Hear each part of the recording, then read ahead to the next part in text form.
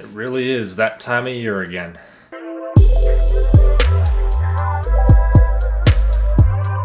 So as the title suggests, this video is all about 5 reasons why you should shoot at a lower resolution. Cameras these days, there's been a lot of them coming out, and most people have heard of these high resolutions. Cameras are shooting 4K. Some of the new Canon cameras, the R5, are shooting 8K. And even some smartphones these days from Samsung and other companies can shoot up to 8K resolution, which is incredible in terms of technology advancement. But this video is all about why you should shoot at those lower resolutions. So reason number 1 to turn down the resolution on your camera is perhaps the most obvious: storage space. If you shoot in 4K, you're going to be creating a lot more data than you are if you're shooting at just 1080p. So if you don't have a ton of extra storage space on your laptop or an external hard drive, then shooting at a lower resolution is a great way to save space so you can film more and for longer. Reason number 2 is something really important. At lower resolutions, you can often get more FPS.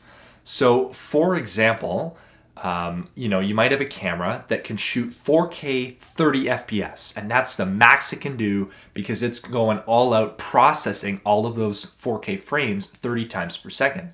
But if you turn it down to 1080p, since there's a lot less pixels to process, you can often shoot 60 FPS, maybe 120 FPS. Then maybe you can drop to 720p and shoot at 240 FPS. So if you want a slow motion look, or you just want extra frame data, such as when you're shooting B-roll, then it can be really handy to turn down that resolution and get more FPS to play with in post or otherwise. Another great reason to shoot at a lower resolution is for the editing process. Editing 1080p footage is way easier than 4K footage. So if you don't have a very powerful computer or editing workstation, or you're stuck using your laptop on the go when you have a more powerful desktop at home, shooting in a lower resolution and also a lower bit rate can be a great way to save all the struggles in Premiere or Final Cut or whatever you're using, and that way you won't need to create proxy media or deal with slowdowns and crashes. Reason number 4 is a little more vague and has a lot to do with the law of diminishing returns. If you're shooting at 480p or 720p or something like that,